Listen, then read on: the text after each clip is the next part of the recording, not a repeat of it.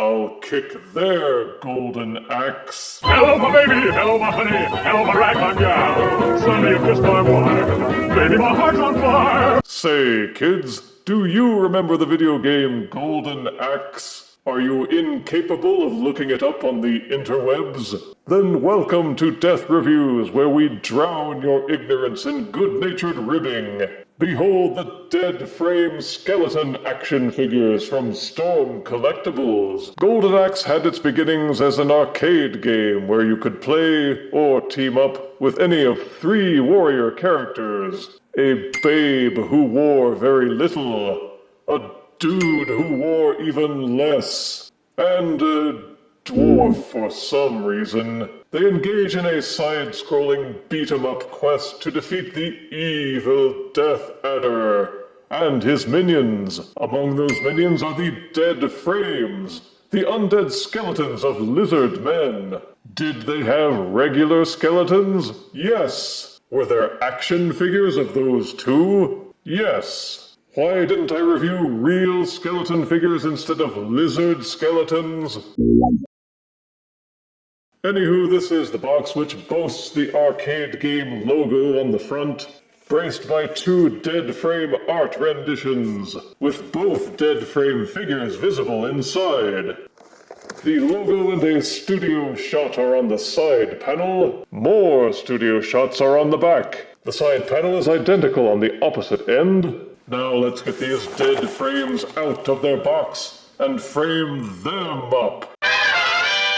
The Storm Collectibles Golden Axe dead frame figures come in a pack of 2, and each figure gets his own spiked shield, their own double-ended choppy axe weapon, and each one has 10 different hands, 5 for the left and 5 for the right. There are slightly open hands for gripping the weapons, slightly open graspy clutchy hands, bony clenched fists, slightly open curled finger hands, and pull my finger pointy hands.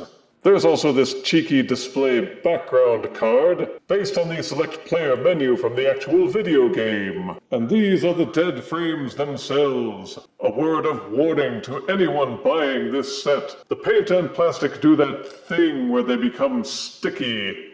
As a result, many of the ball joints will resist when you try to rotate a limb. You may need to heat up each joint with a hairdryer, then gently ease each joint very slightly until they start to rotate without resistance. As a general rule, if you start feeling resistance, you should stop trying to rotate or hinge the joint.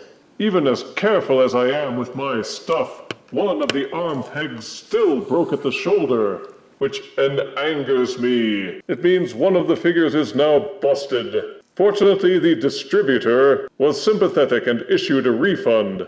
I will simply have to be extra ginger with the remaining figure, and use the second one for spare parts if the need should arise. But you only get one chance to make a first impression, and an easily broken figure which snaps right out of the box is not the best way to start things off. But that said, the dead frame very strongly resembles a human skeleton being bipedal, but these have lizard-like heads instead of human skulls, and a tail extending back behind the pelvis. The shin bones have a more exaggerated curve to them, and the feet are each a Y-shaped array of claws with 2 in front and 1 extending towards the back. It's all done up in a stone gray plastic, with lighter gray paint applied for a weathered texturing. The limbs and extremities seem to use a harder plastic, so the dead frame doesn't feel nearly as cheap or rubbery as the epic hack skeletons. The hands and some of the ribs are more flexible, which makes sense because those parts would be the most likely to break with regular handling. You can gently pop the hands out from the wrists and replace them with any of the 5 different varieties to customize your figures. For my part, I will likely stick with the gripping hands, since those are the only ones that will let you make use of the shield and weapons. It can be a fiddly task to thread the arm through the straps of the shield and grip it, but with patience it can be done. More frustrating is the weapon, because the fingers don't seem to grip it hard enough. You may need to add a layer of cloth tape to the handle for better friction. The shields are convincingly metallic looking, and the axe weapons are well molded and well painted, It's good that they're fantasy weapons, though, because they would be impractical in reality. The way the blades are set up, if you take a swipe with it, the blades at the base of the handle would gouge straight into the arm or torso of the user. Bah! A disclaimer with the articulation is to be very careful with those joints. There are joints at the base of the skull, one at each shoulder, one at each elbow, and one at each wrist. A joint at the base of the rib cage, and a joint at the base of the spine.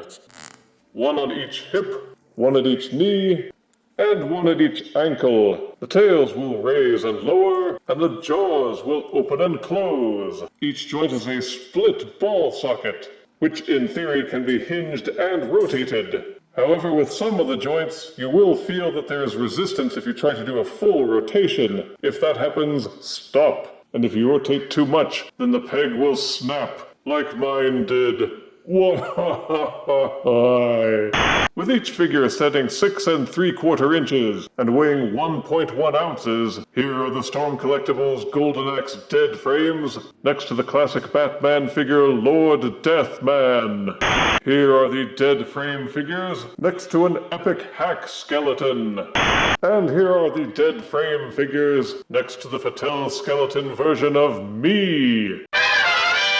Storm Collectibles does good work with their Golden Axe figures, and while I wasn't interested in anything that wasn't skeleton-related, any fans of the video games would find them to be of interest. As for the dead frames, positives are they are well proportioned, and they made general good use of materials to come up with a figure that compromises between flexibility and durability, which isn't easy with skeletons given their thin frames and the necessity of using small joints. There's good detailing, several options to customize, and the articulation is strong enough to make good use of the included weapons. Negatives are that you have to be very careful so you don't snap the joint pegs. You'll always have to handle them delicately and be mindful of the orientation of each joint, so you don't bend them the wrong way or break anything. You may also be put off because these aren't human skeletons. The Golden Axe human skeleton figures are either sold out or so expensive it's off-putting. But the dead frames are on sale at BigBadToyStore.com for an excellent price, which does make them worth looking into. They look fearsome and cool, and as long as one is super careful not to break the joints, I find them a worthwhile addition to my skeleton crew. At least the unbroken one will be, in spite of the unpleasantness with that arm. I give the Storm Collectibles Golden Axe Dead Frame 2-pack 7 out of 10 deaths.